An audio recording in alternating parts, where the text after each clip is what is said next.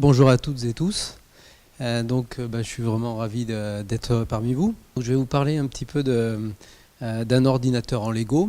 J'aime bien faire des activités de médiation comme aujourd'hui. Et donc se pose la question naturelle d'essayer de vulgariser des objets compliqués parfois. Et donc c'est ce que je vais essayer de faire avec une machine de Turing. Mon idée, c'est est-ce qu'on peut construire une machine de Turing en Lego? Le point de départ pour vous faire d'où vient cette idée, je vais vous raconter d'abord une autre machine qui m'interpelle beaucoup. Donc en fait en 1900, des pêcheurs près de l'île grecque d'Anticythère ont plongé, il y avait une tempête, donc ils ont dû faire une accalmie, c'était en route vers l'Afrique. Et puis l'un des plongeurs est remonté et puis a dit à ses amis qu'il avait découvert au fond de l'eau plein de cornues, des chevaux, enfin tout un trésor. Et donc on est revenu après et effectivement on a découvert un trésor qu'on a baptisé le trésor d'Anticythère avec tout un tas de choses.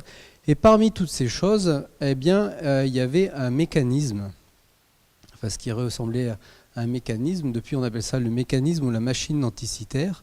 Donc c'est un objet en bronze, ça fait une trentaine de centimètres, c'est un carré là de trentaine de centimètres. Et puis on s'est beaucoup intéressé à ça, qu'est-ce que c'était que cette machine, qu'est-ce qu'elle calculait. Et puis les progrès faisant, aujourd'hui on est capable d'en dire beaucoup plus. Et en fait, voici une reproduction du mécanisme complet. Donc il s'agit d'un mécanisme en bronze, c'est une roue, donc il y a une trentaine de roues dentées en bronze.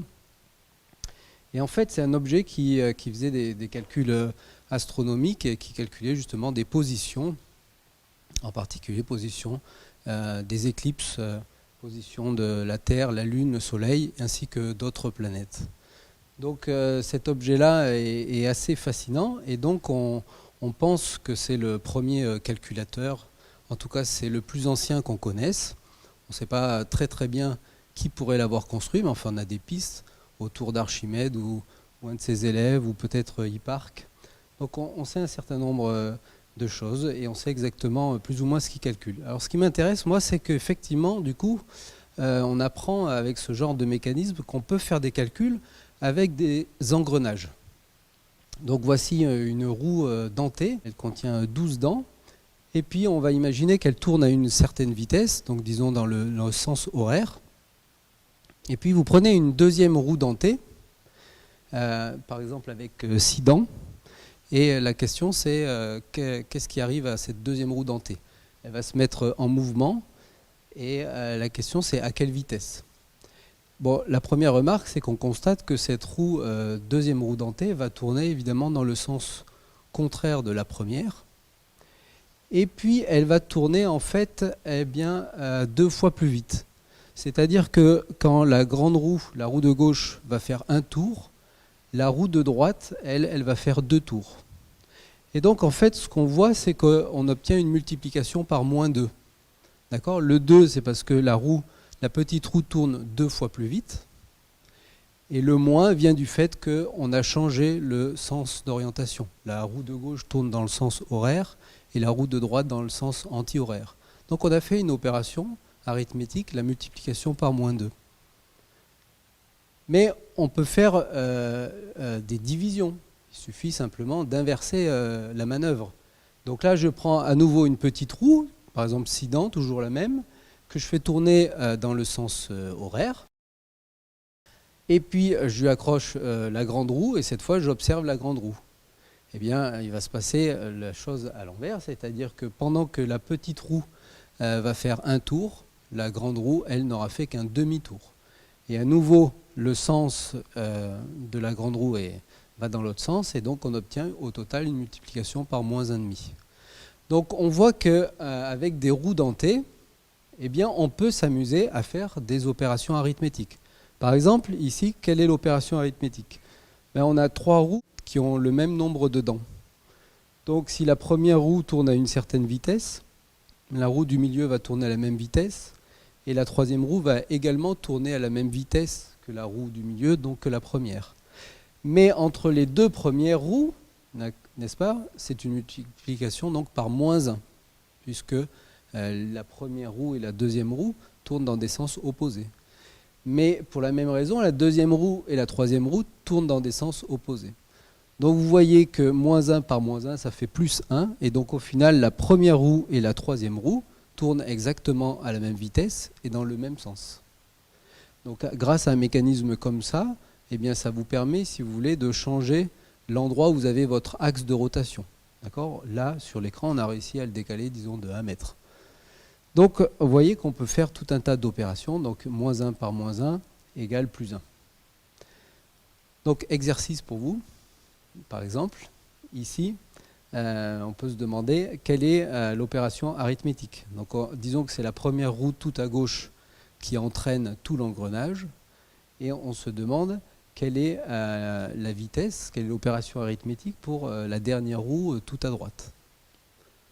Donc je vous laisse réfléchir, mais en fait j'ai fait les choses relativement simples. Vous n'avez même pas besoin de compter le nombre de roues dentées, puisqu'en fait les trois roues grises, disons, ont le même nombre de dents. Et donc on voit que la première roue et la troisième roue tournent à la même vitesse, d'accord, puisque la petite roue du milieu, simplement, vous avez une opération arithmétique entre la première et la deuxième, mais cette opération, elle est annulée entre la deuxième et la troisième, d'accord ? Vous aviez une certaine multiplication, vous avez la division correspondante, et de même, entre la troisième et la cinquième roue, via la quatrième, vous avez une certaine multiplication et la division correspondante. Donc finalement, ce système un peu compliqué ne fait rien d'autre qu'une multiplication par plus 1 également. Mais c'est le principe qu'il faut retenir, et on peut s'amuser maintenant à essayer de faire ça, à le faire en vrai avec des Lego. Et Lego nous met à disposition tout un tas de pièces de Lego, et en particulier des roues dentées. Et donc vous trouverez des milliards de gens qui s'amusent avec des Lego. Et dans ce petit film dont je vous fais voir un extrait très très court, je vous invite à le regarder sur le film en entier. Vous voyez une petite roue qui entraîne une roue un peu plus grande, on peut passer de 8 dents à 24 dents, et puis de cette 24 dents, on accroche une autre petite roue, et on rajoute une autre roue de 40 dents, et la multiplication se prolonge. Là, je vous coupe le film, mais la multiplication est faite qu'elle calcule un gogol. Donc, je ne sais pas si vous savez ce que c'est qu'un gogol, mais à la fin, c'est 10 puissance 100. D'accord ? Donc, il enchaîne un certain nombre de roues, et vous avez la première roue qui tourne à une certaine vitesse, qu'on voit, celle-là, et la dernière roue, eh bien, qui fera un tour complet dans 10 puissance 100. Bon, disons 10 puissance 100 secondes, mais ça fait assez long. Donc, on peut faire des calculs avec des grands nombres. Alors, il y a quelqu'un qui a carrément reproduit la machine denticitaire, donc je vous invite véritablement à regarder ce petit film et la construction. Donc, ce gars, c'est Andy Carroll dans les années 2010. Donc voici la machine qu'il a construite entièrement en Lego. Et, grâce à tout ce qu'on sait aujourd'hui de cette machine, il a reconstitué. Vous voyez, là on divise la machine en plusieurs parties, et chaque partie fait une étape du calcul. D'accord ? Donc il s'agit en particulier de faire des certains nombres de multiplications arithmétiques. Donc c'est là 5/19 qui joue un rôle important, parce que 5 et 19 sont des nombre important dans les calculs que fait la vraie machine denticitaire. D'accord ?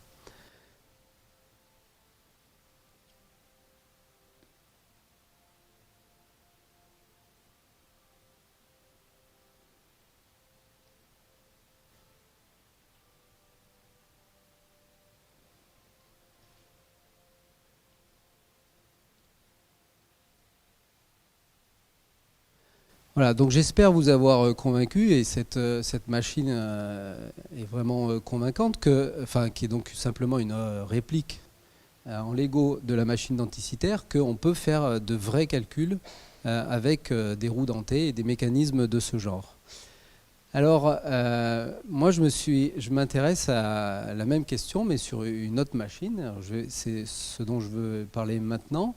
Mais je voudrais dire encore un mot sur, j'ai beaucoup employé le mot calcul, calculer la position des planètes dans le ciel, ce que fait cette machine denticitaire, ou plus précisément les prochaines éclipses, le prochain alignement de Terre, Lune, Soleil. Mais donc je voudrais insister sur la différence ou ces deux mots, calcul et démonstration. Donc si je vous donne un triangle et que je vous demande de calculer, de me donner l'aire du triangle. Et en fait, c'est très facile à faire et on sait faire ça depuis la nuit des temps, si je puis dire. Pourquoi ? Parce que simplement, vous allez mesurer l'un des côtés du triangle, vous allez mesurer la hauteur correspondante, et puis l'aire, vous n'avez pas besoin de réfléchir, c'est simplement le produit de ces deux longueurs divisé par 2. D'accord ? Donc il n'y a pas besoin de réfléchir, il suffit d'appliquer cette recette. Maintenant, si vous vous intéressez à d'autres courbes, ce qu'ont fait les anciens depuis très longtemps, prenons des courbes extrêmement célèbres, par exemple la parabole. Qu'est-ce que c'est qu'une parabole ? Là, je vous ai dessiné un cône, d'accord ? Et puis vous coupez votre cône par un plan, et donc vous faites apparaître ici une courbe dans ce plan qui est une parabole. Maintenant, la question, c'est quelle est l'aire qui est sous cette parabole ? Là, c'est beaucoup plus compliqué. Il a fallu tout le génie d'Archimède pour réussir à faire ce calcul, à trouver plutôt la valeur et à vraiment démontrer avec des arguments compliqués que c'était le résultat qu'il annonçait, en l'occurrence dans les bonnes unités, disons que c'est 4 tiers. Donc là, c'était pas donné à la portée de tout le monde du temps d'Archimède. Autre exemple extrêmement célèbre, beaucoup plus récent, la cycloïde. Vous prenez un cercle, d'accord, qui, par exemple, c'est une roue de vélo, et puis vous prenez un point sur cette roue de vélo qui va indiquer, par exemple, l'endroit de la valve, et vous faites avancer votre roue de vélo, et la valve va décrire une certaine courbe dans l'espace, et c'est la courbe que j'ai dessinée, et qu'on appelle une cycloïde. Question, quelle est l'aire sous la cycloïde, d'accord ? Quelle est l'aire qui est comprise entre l'axe des abscisses et une arche de cycloïde ? Voilà, c'est le même genre de question qu'on pouvait se poser pour la parabole. Bon, ça, Archimède, il ne savait pas faire, si tant est qu'il s'intéressait à la cycloïde. Mais en tout cas, des courbes comme ça, il y en a plein. Et la question, c'est comment on fait ? Et pour répondre à cette courbe qui a vraiment occupé les mathématiciens au XVIe, XVIIe siècle, pour plein d'autres raisons, il a fallu les travaux de tout un tas de gens, et vraiment des plus fameux, Fermat, Torricelli, tout un tas de gens extrêmement célèbres. Et puis Roberval a réussi à calculer ça, même les frères Bernoulli se sont intéressés à tout ça, enfin plein de gens. Et donc l'aire qui est ici, disons que Roberval réussit à calculer cette aire, mais à donner une vraie démonstration de quelle est cette aire. Et encore dans les bonnes unités, disons quand le rayon vaut 1, il trouve que cette aire vaut 3π. Mais est-ce qu'on peut en rester là ? Encore une fois, à cette époque-là et à la Renaissance, il fallait faire des vraies démonstrations. Aujourd'hui, calculer ces aires, c'est vraiment un calcul et c'est un jeu d'enfant. Pourquoi ? Parce qu'à la fin du XVIIe siècle, Leibniz et Newton vont inventer un nouveau calcul. On n'est plus sur des nombres, mais cette fois un calcul dit différentiel. Et on va apprendre à faire des calculs sur ces courbes. Et calculer l'aire sous la parabole, aujourd'hui, c'est un exercice qu'on apprend au lycée. Et calculer l'aire de la cycloïde, c'est également, disons, juste après le lycée, parce que les formules sont juste un peu plus compliquées, mais c'est des choses qui sont tout à fait élémentaires, et c'est juste aujourd'hui un calcul. Et donc, on est revenu un peu comme l'histoire de l'aire du triangle. Vous avez simplement une recette à appliquer, d'accord, et vous trouvez la valeur.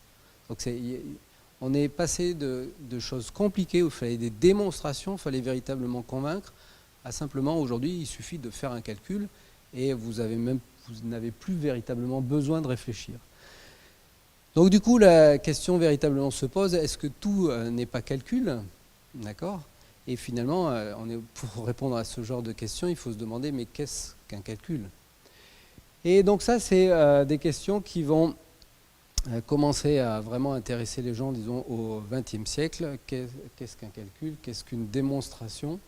Et en particulier, l'un des héros de ce genre de réflexion, c'est Turing, qui vraiment s'est intéressé à cette question. Et donc, c'est directement lié. Qu'est-ce qu'un calcul ? Qu'est-ce qu'un algorithme ?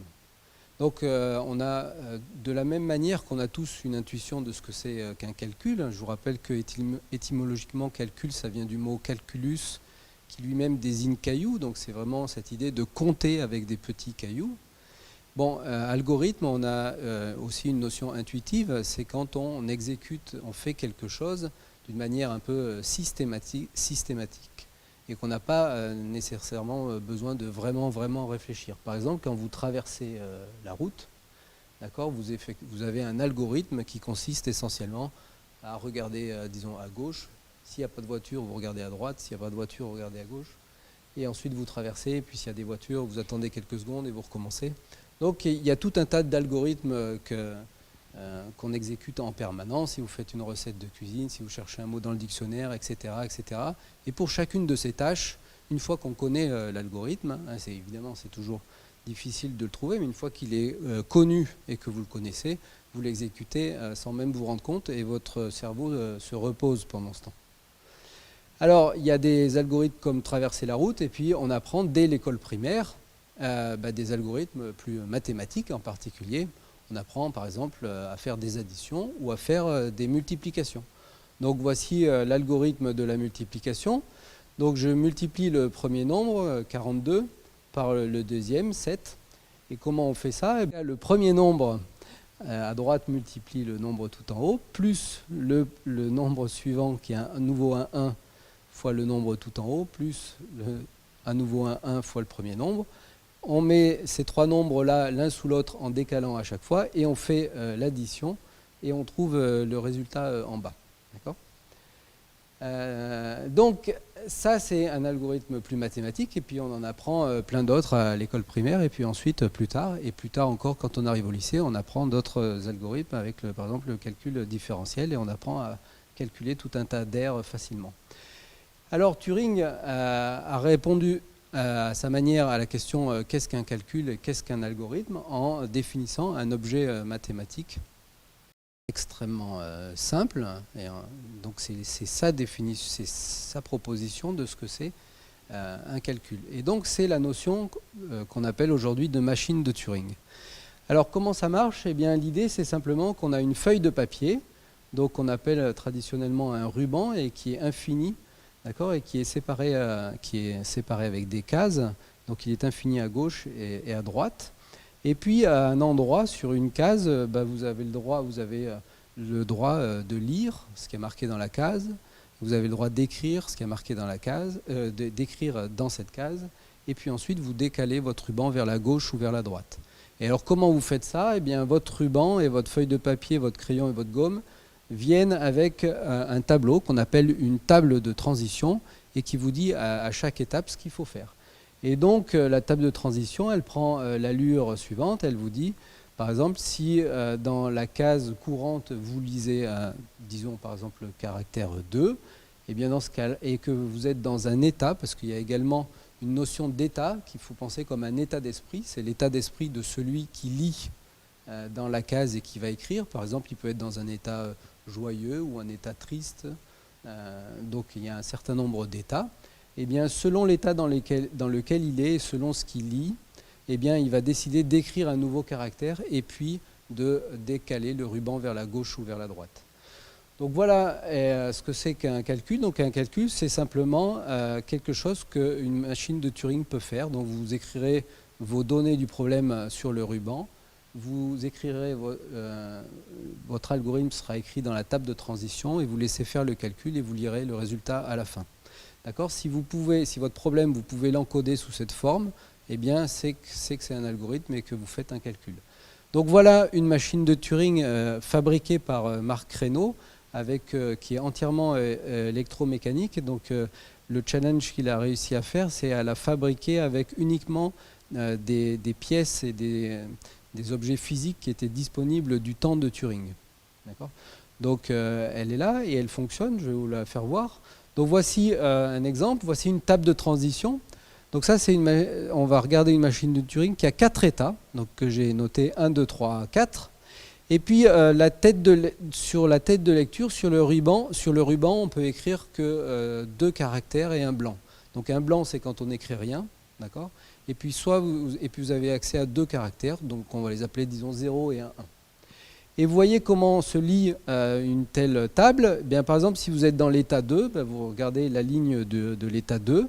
Et puis si vous lisez un 0, ben, vous regardez au niveau du 0, et ça vous dit ce que vous devez faire, ça vous dit ce que vous devez écrire. Alors là, en l'occurrence, il n'y a rien, ça veut dire que vous laissez ce qu'il y a écrit à cet endroit, donc en l'occurrence c'est un 0.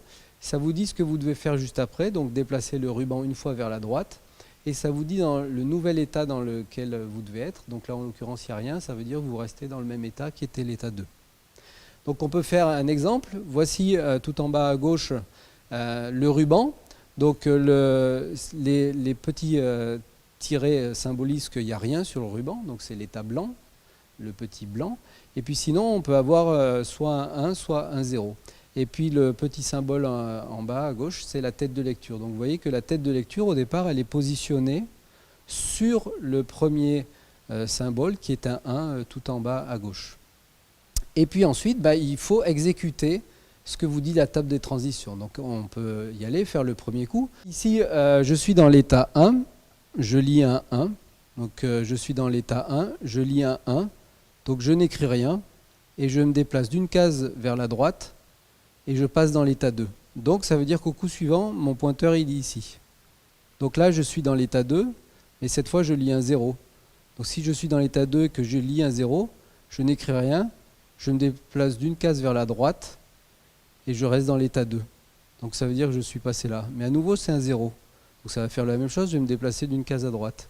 Et ensuite, je passe au 1, etc. D'accord? Je continue. Et à la fin, en fait, ça va faire ça. Ça va fabriquer, le nombre de départ est toujours le même ici. Ça va laisser un blanc, et puis ça va écrire un 1 ici. Puis la tête de lecture va se positionner sous ce 1. Et puis on va tomber ici, en fait, et dans l'état arrêt, ou ici. Ici ou ici. Mais en tout cas, la machine va s'arrêter et c'est terminé. Donc le calcul est terminé, et en fait, cette machine ici, qu'est-ce qu'elle calcule? Eh ben, en fait, elle prend un nombre en entrée, ce nombre-là, et elle compte le nombre de 1 qu'il y a. Si c'est un nombre, en fait, elle compte si c'est un nombre pair ou impair. Donc ici, effectivement, il y a un nombre impair de 1, donc elle a écrit un 1. S'il n'y avait eu qu'un nombre pair de 1, elle aurait écrit ici un 0. D'accord? Donc la voici en action, cette machine. Donc ici, vous avez le ruban. Là, c'est des blancs. Là, c'est un 1. Et là, c'est un 0. Donc on retrouve bien le nombre que j'avais mis, le 1, 0, 1, 1, 0. Donc la machine travaille. Ici, les états sont indiqués. Elle passe de l'état 1 à 2, à 3, à 4. D'accord? Elle travaille. Et puis, hop, là, elle écrit un 1. Et puis, elle s'est arrêtée. Voilà. Donc cette machine fonctionne et elle est visible et elle fonctionne vraiment. Il y a plein d'exemples sur Internet. Voici une machine de Turing, à mon avis, qui est sublime, qui est un objet d'art quasiment. Elle est entièrement en bois. D'accord? Donc là, je ne sais pas exactement le calcul qu'elle fait. Je n'ai pas regardé la table de transition en détail. Mais vous pouvez retrouver le petit film sur Internet très facilement. C'est absolument sublime, à mon avis. Très bien. Donc maintenant, mon problème, c'est est-ce que je peux en construire une avec des briques Lego? Et alors, je vous présente les briques Lego dont je dispose. Donc, j'ai des Lego standards. J'ai des roues dentées. D'accord? Donc, j'espère vous avoir convaincu que les roues dentées, ça peut être utile. Mais j'ai aussi à disposition des leviers comme ça. Oups, là. Donc ce truc-là, c'est un petit levier sur lequel je peux brancher, vous voyez, il y a 3 trous, je peux brancher des tuyaux. Et l'idée est la suivante, c'est que sur le trou du milieu, vous mettez de l'air, d'accord? Et selon que le levier il est actionné vers la gauche ou vers la droite, eh bien l'air que vous envoyez par le trou du milieu ressort sur la droite ou sur la gauche. D'accord? On voit bien sur ce petit schéma ce qui se passe quand le levier est orienté dans un sens. En fait, ça va venir connecter les 2 trous qui sont là. Et si le levier, je le penche de l'autre côté, ça va connecter ces 2 trous. D'accord? Donc ici, l'air rentre par le trou du milieu et ressort par le trou gauche. Donc ça, c'est la première brique Lego que j'ai à ma disposition. Et la deuxième que je vais utiliser beaucoup aussi, c'est un petit vérin. Donc un petit vérin, simplement un piston. Donc vous voyez qu'il y a le tuyau, un tuyau ici et un tuyau là. Si l'air rentre par le tuyau d'en haut, d'accord, eh bien ce que ça va faire, c'est que ça va pousser le piston, d'accord, l'air va pousser ici, et l'air est expulsé par le trou du bas, et du coup le piston descend. Et réciproquement, si j'envoie l'air par le bas, ça va faire remonter, d'accord, l'air va remonter là, être expulsé par là-haut, et ça va faire remonter le piston. Donc voilà, j'ai des petits leviers et j'ai des pistons.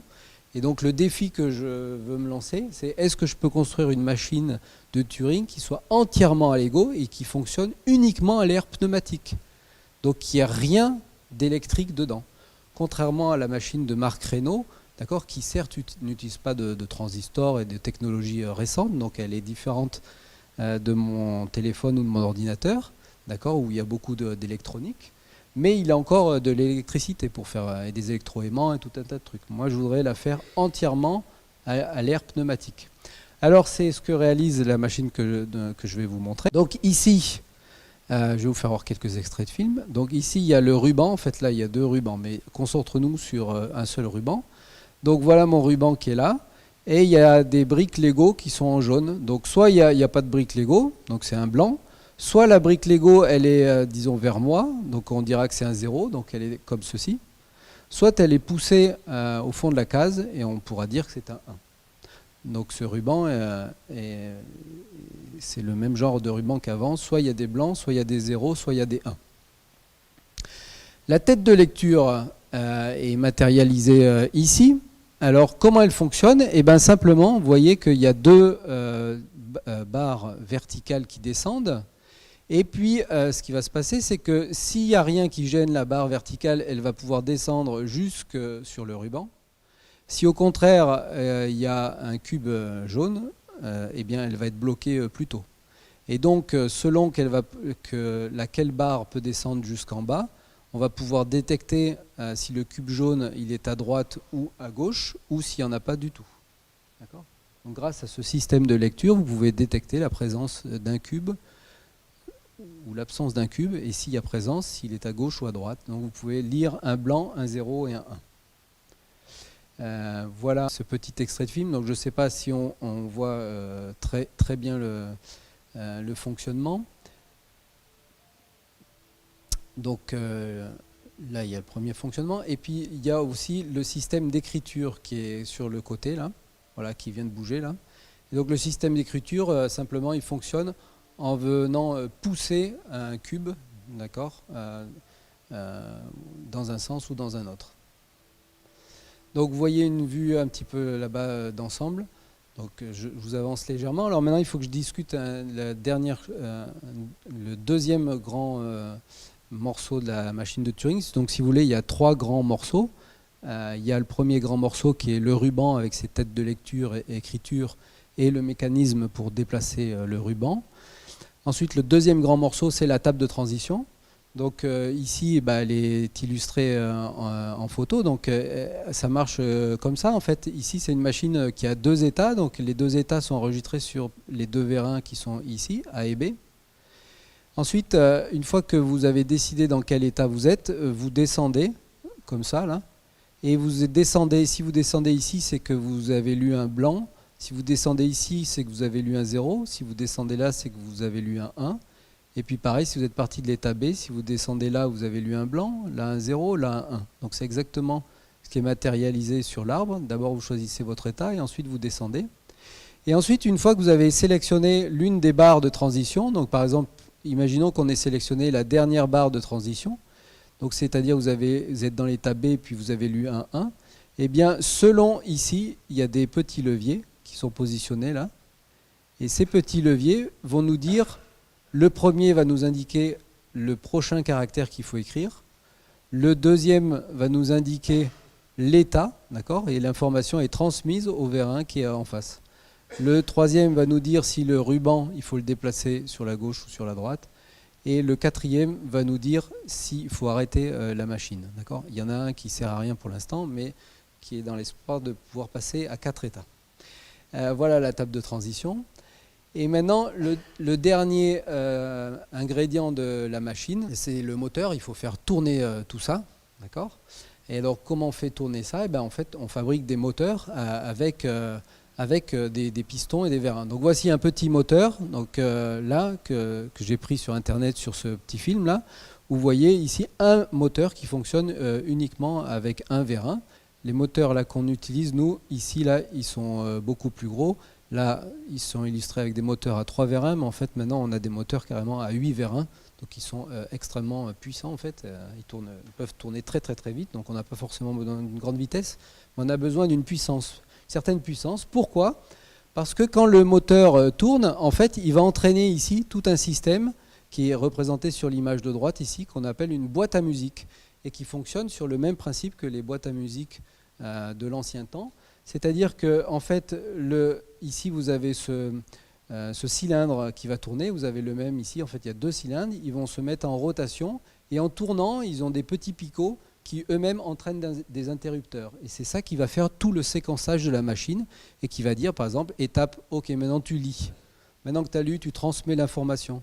Maintenant que tu transmets l'information, tu récupères l'information donnée par la table de transition.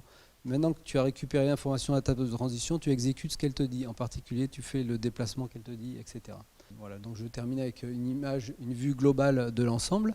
Donc en bas, le système de lecture, écriture, déplacement du chariot avec le ruban. Tout en haut, à gauche, la boîte à musique avec les moteurs qui sont devant et qui font tout tourner. Et au milieu, ici, en fait, il y a 2 tables de transition, elles sont indépendantes. Il y en a une ici qui fonctionne, qui est construite avec des engrenages, et ici une qui est construite uniquement avec de l'air pneumatique. Donc c'est 2 systèmes différents.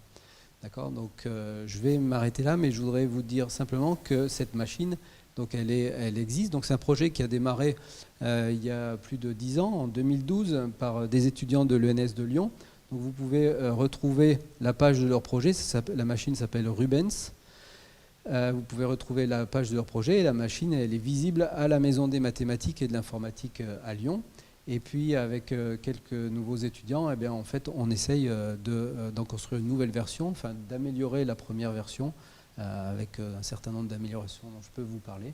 Donc je m'arrête là et remercie aussi Studio Samedi qui m'a aidé à faire les illustrations.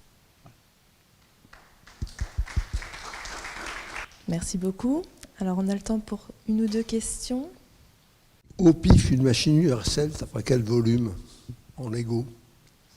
Non, une machine universelle de Turing. Ah, universelle. Alors celle-ci. On a une idée ou pas du tout? J'avais pas d'idée, moi.